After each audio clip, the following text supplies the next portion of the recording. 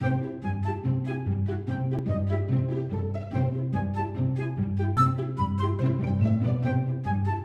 are really only a few tools that every cook needs. You really don't need a lot of the gadgets that are around. Some of the things can make your life easier, but really they just take up a lot of space and you're not going to use them that often. So we only have a few tools that we use on a daily basis and that we really love. And one of those, probably the most important, is having a good sharp knife.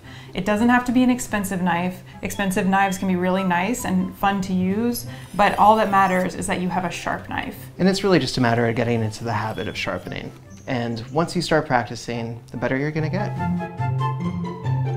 The second tool that we chose as being a kitchen essential is a rasp-style grater.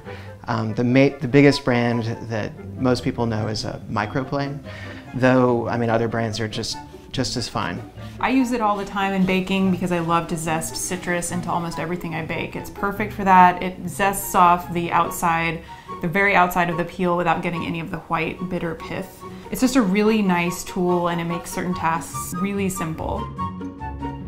The third thing we'd like to share with you is the saute pan, a 12-inch saute pan with a helper handle and nice, straight sides. We think that it's great because it's just you can do pretty much anything you need to in the kitchen within reason without having to pull out another thing. You can take it from the stove top to the oven. With the side handle, it's really easy to hold. You can braise in it, you can saute, you can do almost anything. I mean, I wouldn't recommend making pasta, but it can do almost everything else.